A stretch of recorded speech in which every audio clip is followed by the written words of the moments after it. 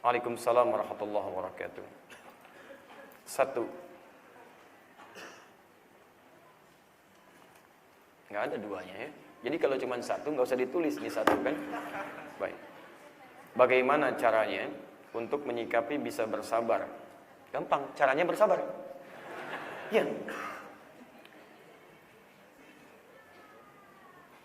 Karena marah itu banyak dan macam-macam.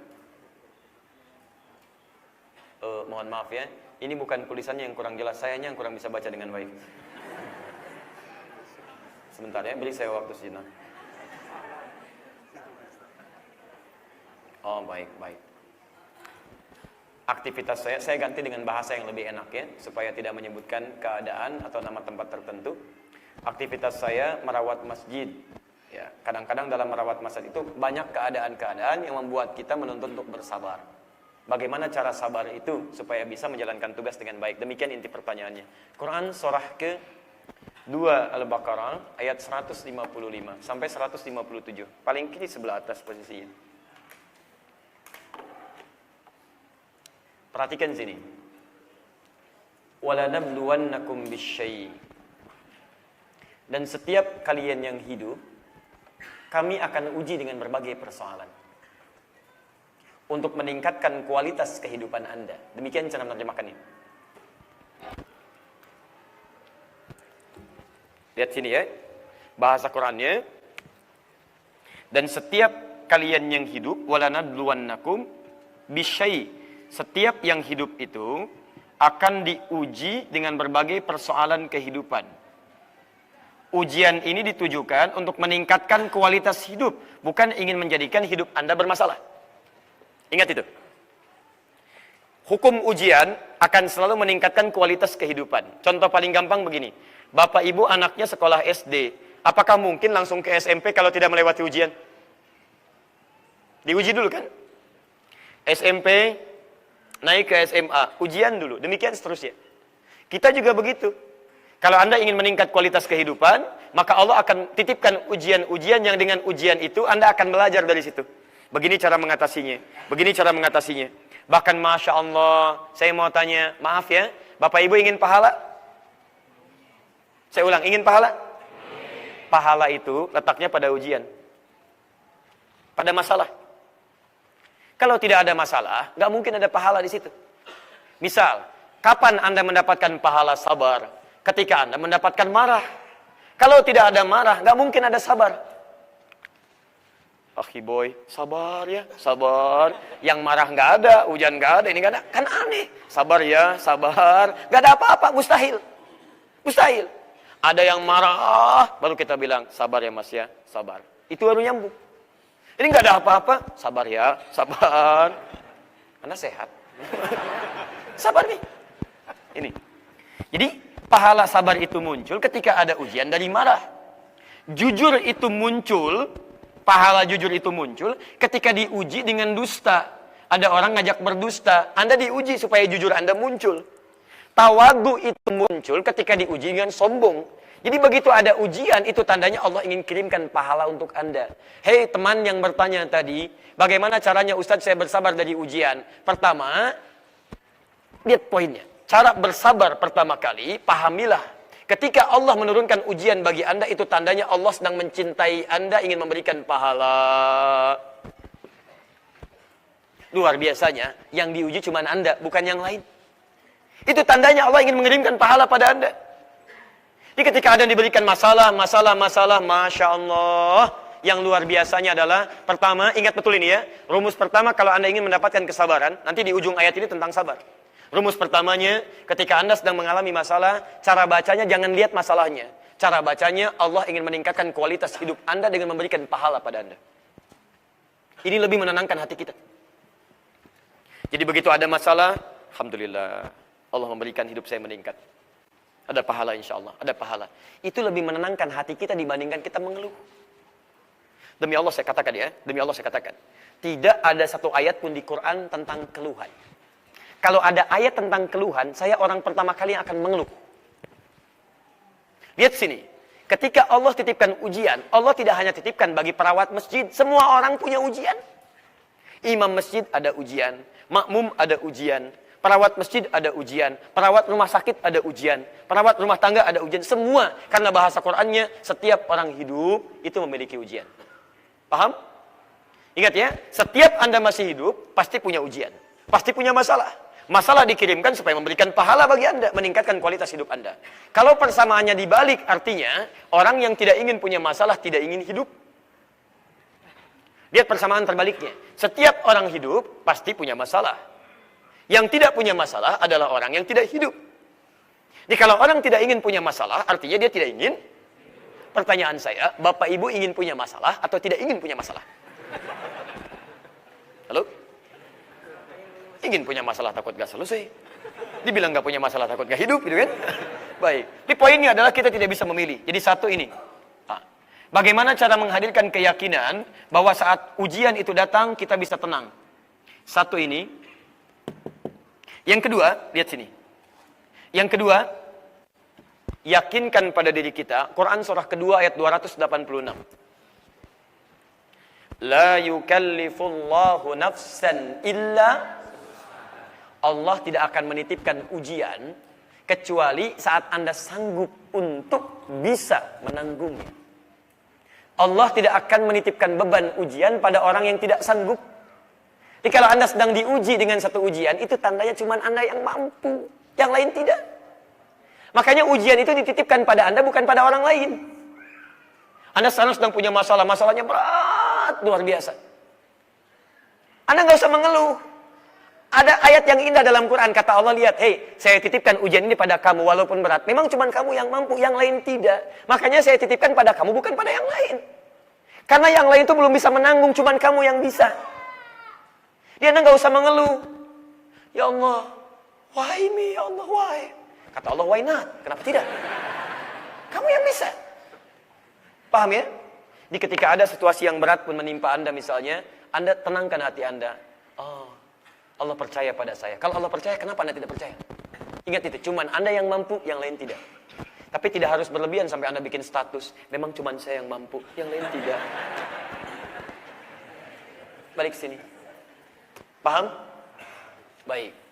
Yang ketiga, lihat sini. Setiap kesulitan, seberat apapun, tidak pernah ada ujian yang Allah titipkan, kecuali akan bersanding dengan solusi yang paling mudah. Inna ma'al usri, setiap ada kesulitan terberat akan selalu ada solusinya. Jadi kalau Anda sedang punya masalah, hadirkan begini. Ada masalah datang misalnya berat. Alhamdulillah, insya Allah ada kebaikan, pahala. Insya Allah saya mampu. Insya Allah selesai. Diambil teori ini oleh orang Jepang. Ditiru oleh orang Korea. Ketika mereka punya persoalan yang ingin diselesaikan, diucapkan di lisannya. Kamu bisa, kamu bisa, kamu bisa, kamu bisa. Teorinya kita yang punya. Jadi ketika Anda sedang punya persoalan, katakan pada diri Anda. Insya Allah ada solusinya. Insya Allah selesai. Insya Allah ada pahalanya. Insya Allah ada kebaikannya. Begitu Anda keluarkan kalimat-kalimat tadi, maka itu akan memberikan ketenangan pada jiwa kita. Itu yang kemudian disebutkan oleh Quran. Lihat. Minal khauf, ada yang ujiannya kekhawatiran. Walju, mulai lapar. Maaf, wa naqsi minal amwal, harta mulai berkurang. Wal anfus, ada yang sakit sampai meninggal dunia. Maaf, wat thamarat. Kerja kerasnya diambil oleh orang lain. Di situ diartikan buah-buahan. Itu bahasa kiasan ya. Majas dalam bahasa balaghah. Jadi bukan, nerjemahkannya bukan buah-buahan. Kalau ujian buah-buahan, terjemahannya itu tidak adil. Hanya tukang buah yang punya ujian. Yang lain tidak. Ya, buah-buahan itu bahasa kiasan. Gini, itu bahasa tingkat tinggi dalam Al-Quran. Kalau Anda nanam sesuatu, benih, biji pohon, ditanam, dirawat, sampai tumbuh. Yang dipetik apanya? Ada orang nanam benih, modal, nyimpan, ikut tender, ikut macam-macam. Tiba-tiba setelah berhasil diserobot orang lain. Itu maksudnya. Ya, ada yang demikian. Kemarin ada kasus waktu saya ada di Pekanbaru, di Masjid Agung. Ustaz, saya sudah berusaha Ustaz ikhtiar untuk melamar seorang akhwat. Baik, Masya Allah, sudah saya persiapkan dan akhwatnya juga sudah siap untuk menerima. Tapi ketika saya akan lamar, tiba-tiba sudah keduluan dilamar orang lain. Masya Allah. Dan akhwatnya menerima katanya ya. Itu tertulis demikian. Maka bagaimana Ustaz saya menyikapinya? Baik, itu tidak mudah. Sudah berusaha, ikhtiar, sinyalnya sudah kuat, tiba-tiba ketika akan masuk, keduluan oleh orang lain. Baik kan? Nah itu wasamarat. Ada ujian juga. Saya katakan Quran surah 24 ayat 26. At-tayyibatu lit-tayyibin, wat-tayyibuna lit-tayyibat. Sebelumnya al-khabithat lil-khabithin, wal-khabithun lil-khabithat. Yang baik ketemu yang baik lagi, yang kurang baik ketemu yang kurang baik lagi. Kamu menginginkan sesuatu, Allah menginginkan yang lebih baik buat engkau. Karena di tulisan terakhirnya, saya ingin kembali menghafal Quran Ustaz. Sudah sekian juz saya hafalkan, saya ingin sempurnakan sampai 30 juz. Maka saya sampaikan berita baiknya. Barangkali yang Allah sedang siapkan untuk Anda adalah jodoh yang bisa menguatkan hafalan Anda dan menjaga Quran Anda sampai dengan kembali kepada Allah. Itu ada di Quran surah kedua ayat 216, paling kiri sebelah atas. Asa an takrahu syai'an fa huwa khairul lakum wa asa an tuhibbu syai'an wa huwa syarrul lakum. Wallahu ya'lamu wa antum la ta'lamun. Kalau Anda sedang punya persoalan yang anggap Anda kecewa, jangan larut dalam kekecewaan. Perangi perasaan yang tidak baik. Boleh jadi yang Anda anggap tidak suka, ada kebaikan di dalamnya. Yang Anda kejar-kejar, justru ada hal yang tidak baik di dalamnya. Kenapa? Karena Allah tahu masa depan Anda tidak bisa baca masa depan. Ini yang baik di masa depan Anda. Ketika Anda ikuti, itu yang terbaik. Maka ketika Anda sudah punya perasaan tadi, menerima dengan baik, tingkatkan kualitas, pahami dengan baik, maka ujungnya wabasyiris sabirin. Itu yang disebut dengan sabar. Di sabar itu bukan diam, tapi sabar itu menerima ujian Allah dengan kelapangan, kemudian menghadirkan peluang semangat untuk mendapatkan pahala, dan berikhtiar untuk menyelesaikan masalah yang dimaksudkan. Ada ikhtiar untuk menyelesaikannya. Lihat kalimatnya. Bapak Ibu sekalian, maaf ya, Anda kalau mau diberi pahala, mau nggak? Mau. Baik, ditingkatkan kualitas hidup, mau nggak? Baik, pertanyaan saya, Anda bahagia tidak ketika diberikan pahala banyak? Gembira tidak? Ketika kualitas hidup Anda ditingkatkan oleh Allah, gembira tidak? Makanya, orang sabar itu ketika dapat masalah, malah gembira. Lihat ini, orang sabar itu cirinya, ketika punya masalah, malah gembira, Pak. Makanya bahasa Qur'annya, berikan kabar gembira pada orang sabar. Cuman orang sabar yang gembira ketika punya masalah. Jadi ketika ada masalah, malah gembira. Alhamdulillah, ada masalah. Masya Allah. Artinya Allah mau ngasih pahala. Alhamdulillah. Allah mau meningkatkan kualitas hidup saya. Alhamdulillah. Luar biasa. Ada ulama, kalau sepekan itu tidak punya masalah, dia nangis. Bahkan ada di antara mereka yang menangis saat sepekan itu tidak sakit. Pernah baca hadis? Bukankah saat sakit menggugurkan dosa? Ya, bukan cuma gugur, karena dalam sakit dia menyebut Allah. Astagfirullah. Berdoa, minta ampun. Saya pernah lihat seorang anak, ya Allah, semoga Allah berkahi anak itu dan kedua orang tuanya dan mengumpulkan mereka di surga, Masya Allah. Ketika mau disuntik, diambil darah yang disebut Allah. Astagfirullah, ampuni saya ya Allah, ampuni hamba ya Allah. Astagfirullah. Bagaimana anak itu bisa mengeluarkan kalimat-kalimat Allah di lisannya kalau bukan orang tuanya mendidik dengan baik? Mudah-mudahan Allah berikan pahala melimpah pada kedua orang tuanya itu, Masya Allah. Ampuni hamba ya Allah, itu kan luar biasa. Orang dewasa aja nggak begitu, anak kecil bisa begitu. Sudah dok, ini tidak, ya Allah, ampuni saya hamba ya Allah, ampuni hamba, itu luar biasa. Keluar kalimat. Orang sabar punya masalah, alhamdulillah, alhamdulillah, ada kualitas di situ. Coba cek, kalau Anda banyak keluhan dalam kehidupan, barangkali bukan kurang mampu mengatasinya, Anda kurang sabar. Ya, jadi tadi teman-teman yang kerja di masjid tadi, ketika Allah kirim, pahalanya langsung di rumah Allah, kurang apa lagi? Di masjid lagi. Jadi begitu Anda melihat orang-orang punya masalah di masjid, Anda kadang dicela, dimarahi dan sebagainya, itu tandanya Allah sedang mengirimkan pahala untuk Anda. Allahu a'lam bissawab. Cukup ya? Satu lagi lah. Ya. Satu lagi, bismillah. Masya Allah, banyak juga ya. Ini saya simpan dulu ya. Ini cerita namanya ya. Nanti saya baca dulu ceritanya. Nanti kita jawab pas sesi Quran Sunnah Solution. Assalamualaikum Ustaz. Waalaikumsalam warahmatullahi wabarakatuh. Saya mau bertanya. Pasti karena ini sesi pertanyaan. Kertasnya juga kertas bertanya ya. Baik. Bagaimana sikap saya menghadapi keluarga yang selalu membela salah satu saudara kami yang murtad, yang suka mengadu domba dan fitnah? Banyak sekali murtad, ngadu domba, fitnah. Khususnya memberitahu ayah saya yang selalu membelanya dan ternyata ayah saya tidak paham tentang ini. Tidak paham, ini kuncinya. Ada orang-orang membela kemungkaran bukan ingin membelanya karena tidak paham dengan kemungkarannya. Nah, orang yang tidak paham itu caranya dipahamkan, bukan dimarahi. Orang yang tidak paham diberikan pemahaman, bukan dijauhi. Orang yang tidak paham diberikan cinta untuk memahami, bukan dicela untuk dijauhi. Paham ya? Nah, jadi bagaimana cara mempraktekannya? Quran surah ke-16 ayat 125. Ud'u ila sabili rabbika bil hikmah. Ajaklah siapapun yang belum paham ke jalan Rabbmu dengan hikmah dulu. Hikmah itu cara paling bijak sesuai dengan kondisi objeknya. Anda lihat bagaimana kecenderungan objek ke sifatnya. Apakah dia cepat marah? Apakah dia orang yang bisa mendengar Anda? Atau tidak bisa mendengar Anda tapi bisa mendengar orang lain? Atau kerasnya luar biasa? Ya, kalau kerasnya luar biasa saya contohkan misalnya Fir'aun. Kerasnya luar biasa. Bukan cuman karakternya, tapi juga hatinya keras dan sebagainya. Nah, menghadapi lawan yang keras, mesti dicari lawannya lembut. Cara melembutkan yang keras itu dengan doa. Jadi kalau Anda menemukan karakter orang keras luar biasa sulit, jangan langsung diberikan kata-kata dulu, nggak akan nyambung. Doakan dulu. Berdoa. Nabi Musa ketika akan menghadapi Fir'aun, itu tidak langsung datang, ujug-ujug datang. Fir'aun, tobat ya. Tidak. Lihat kalimatnya. Beliau bermohon kepada Allah, Rabbi syrah li sadri wa yassir li wahlul 'uqdatan yafqahu qawli. Anda boleh bacakan itu. Anda bangun malam hari tahajud, minta kepada Allah. Kalau tidak hafal doanya, dengan bahasa Anda. Duhai Allah, Engkau yang menciptakan saya terlahir dari rahim ibunda saya, ya Allah. Dengan ayahanda saya yang sekarang sangat saya kasihi, ya Rabb. Ya Allah, saya mohon kepadamu ya Rabb. Seperti Engkau berikan hidayah kepada orang-orang yang telah Engkau berikan hidayah. Mohon lembutkan hati ayah ya Allah. Dan mohon berikan hidayah kepada kakak hamba ya Allah. Yang kembali ya Allah kepada keadaan yang tidak baik. Ya mohon kembalikan ia kepada hamba ya Allah. Kembalikan kepada hidayahmu ya Rabb. Hamba tidak ingin berpisah bersama di akhirat ya Allah. Hamba mohon ya Rabb, mintakan. Seperti Engkau memberikan kasih sayang kepada orang lain, berikan kasih sayang kepada hamba ya Allah.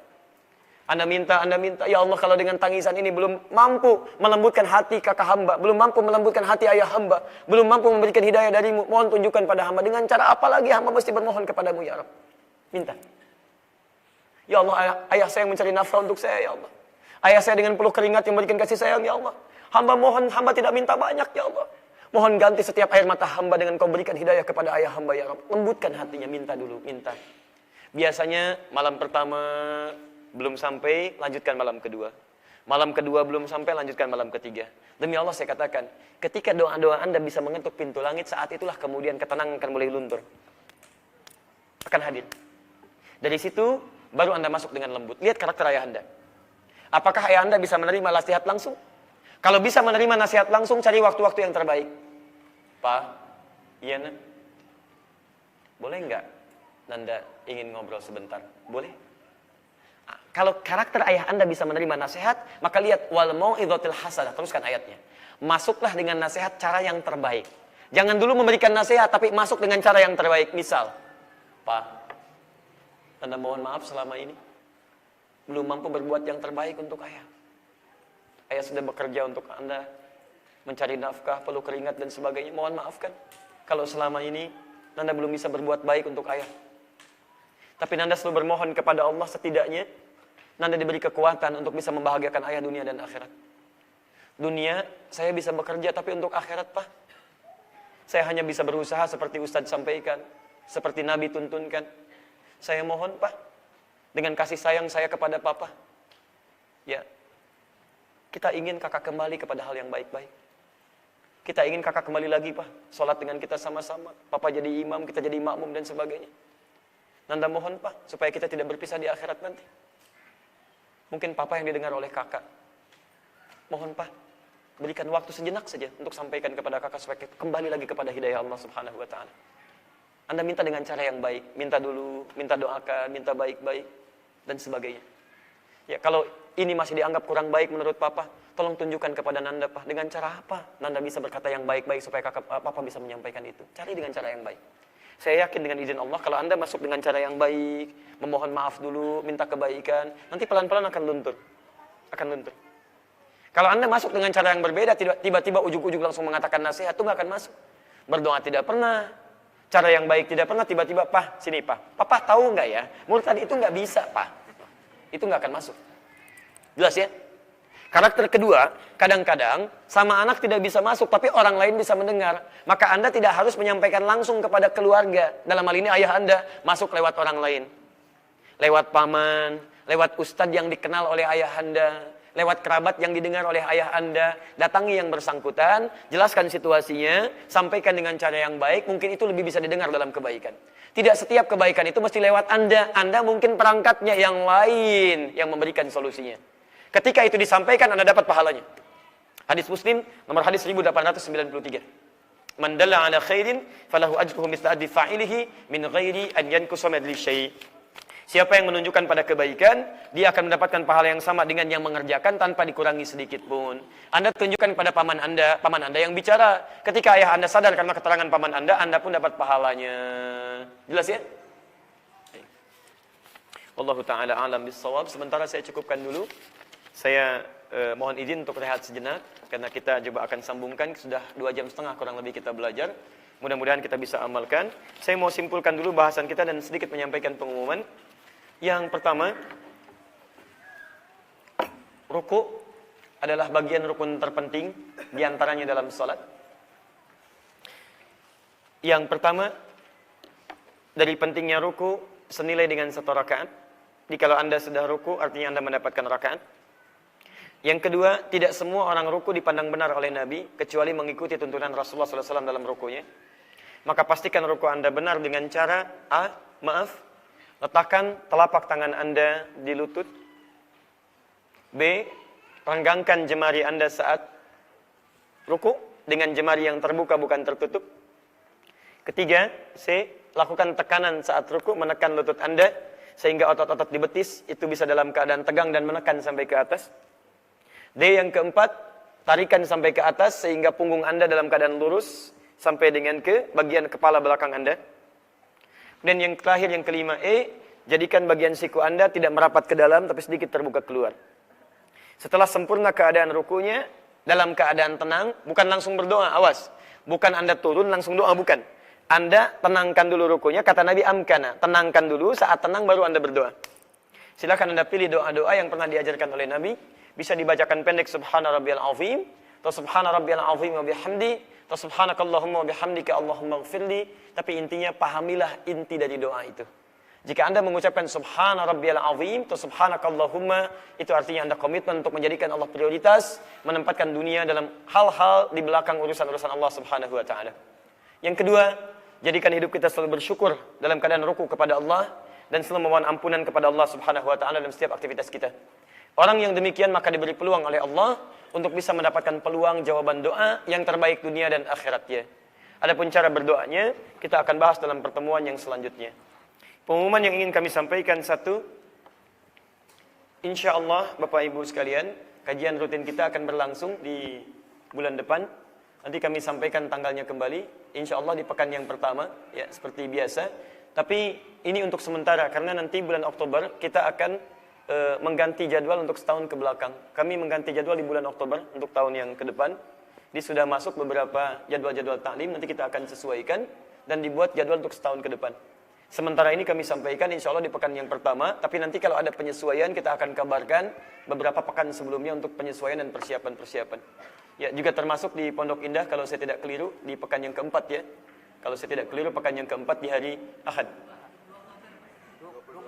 Baik, 22 Oktober. Ya, itu pekan yang keberapa? Keempat ya.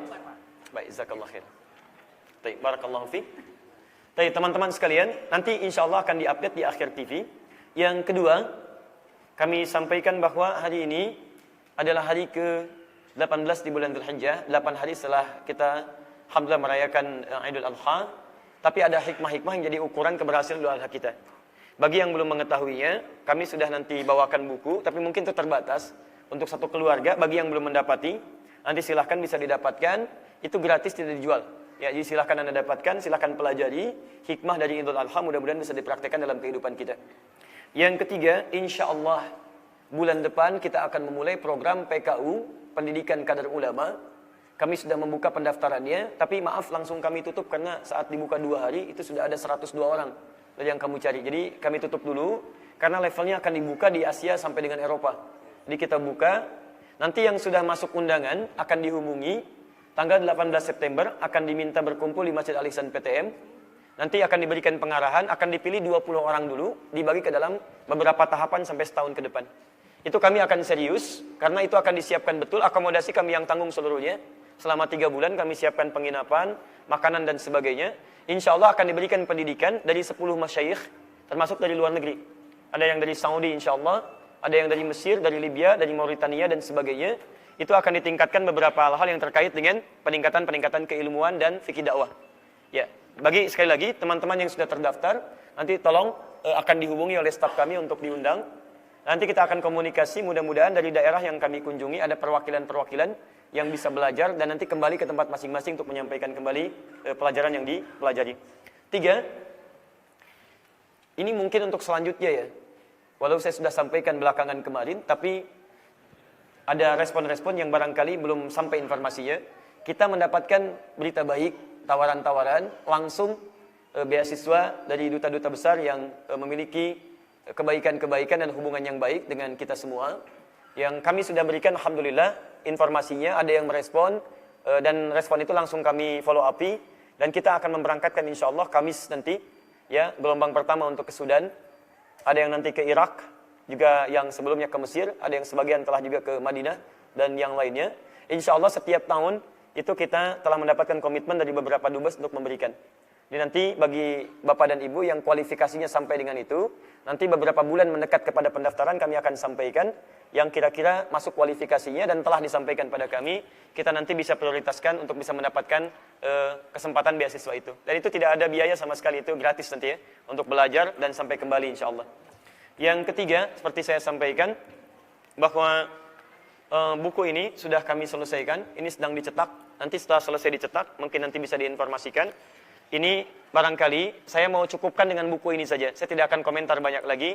Ini menjawab beberapa persoalan-persoalan yang pernah dipersoalkan dalam hal tahdzir kesempatan-kesempatan yang lalu. Ya, saya jawab dalam bentuk tertulis, dalam bentuk buku. Karena dalam persoalan yang lalu saya diamkan ternyata tidak memberikan solusi. Ya, saya undang juga tidak datang. Saya ajak untuk membahas sama-sama juga tidak hadir. Maka dari itu, ada sebagian menilai diamnya kita tidak punya jawaban. Ya, padahal kita sudah jawab dari beberapa kali dengan tulisan, tapi kita tidak sebar karena khawatir bisa menghadirkan ya hal-hal yang tidak nyaman atau bahkan bisa merendahkan teman-teman kami yang mungkin kebaikannya bisa didapatkan. Saya ingin pesankan bahwa buku ini dibuat bukan hanya untuk klarifikasi, tapi hanya untuk menghentikan dosa-dosa yang terus bertabur. Saya tidak suka ada orang saling mencela karena peristiwa tahdzir, saling berjauhan, ya, saling mencemooh dan sebagainya. Itu tidak baik. Untuk apa? Siapa yang mengajari antum untuk saling mencela? Ya, guru mana yang mengajari antum untuk saling mencela? Antum belajar Quran dan Sunnah untuk saling mencela, antum cuma mengumpulkan dosa. Maka dari itu saya jelaskan ini untuk menghentikan antum supaya banyak berdebat. Jangan berdebat lagi. Ini saya jawab dari awal sampai akhirnya, dari persoalan yang dipersoalkan, dari hal-hal masalah qadariyah, masalah fikih, masalah macam-macam saya jawab di sini, termasuk saya ungkap juga hal-hal yang berlebihan. Ya, ingat ya, ketika ada kata-kata sesat, kalimat sesat akan mencari pemiliknya. Kalau tidak ditemukan di dunia, dia mencari ke langit. Kalau di langit tidak ditemukan, dia akan kembali pada pemiliknya. Jadi kalau Anda mengatakan si fulan sesat, Ustaz A sesat akan kembali kepada Anda. Kalau tidak terbukti si fulan sesat. Hati-hati. Ya makanya Anda belajar yang benar pada guru yang benar sehingga mengajarkan yang benar. Saya pun juga mengajak pada ustaz-ustaz ini, siapapun itu, ingat ya, kalau Anda ada kebaikan dari manapun ambil. Termasuk dari orang-orang yang pernah menahdir saya, kalau ada kebaikan ambil. Ambil, jangan pisahkan. Buku ini tidak harus menjadikan Anda menjauhi teman-teman, tidak. Tapi saya mengarahkan untuk mengambil yang terbaik. Kalau ada yang tidak baik dari saya, tinggalkan. Fair. Ada yang tidak baik, tinggalkan. Yang baiknya ambil. Jadi jangan sampai kita menjadikan kehidupan capek kita dengan perdebatan dan sebagainya. Saatnya kita bersatu, mengambil yang baik-baik, berkumpul dalam kebaikan insya Allah. Jelas ya? Baik, yang kedua, teman-teman sekalian, buku ini nanti jadi buku bacaan yang meluruskan beberapa hal yang kadang-kadang dianggap sebagai hal yang tidak baik. Ya, misal tuduhan-tuduhan yang tidak elok, kalimat-kalimat yang kurang bagus. Karena itu isi buku ini nanti hanya akan berisi jawaban-jawaban ilmiah. Yang kedua, klarifikasi dari beberapa hal yang terkait dengan data-data yang tidak valid. Dan yang ketiga, ini yang menariknya, saya pun mengambil kembali statement yang bersangkutan untuk dibalikan kepada yang menyampaikannya. Ya, nanti baca sendiri seperti apa gambarannya. Ya. Dan yang terakhir ini yang paling penting, saya mohon, setiap apapun yang kita pelajari, mohon bergegas untuk diamalkan. Sebelum kita kembali kepada Allah sesuai dengan waktu yang ditetapkan. Bertobatlah kita kepada Allah, jauhi hal-hal yang buruk. Jika Anda belum mampu berlomba dengan orang soleh meningkatkan kebaikan, maka berlombalah dengan para pendosa untuk meningkatkan istighfar dan tobat kepada Allah. Sibukkan diri kita untuk mencari yang baik-baik, jauhi yang tidak baik. Jika ada yang benar dari saya itu dari Allah dan Rasulnya.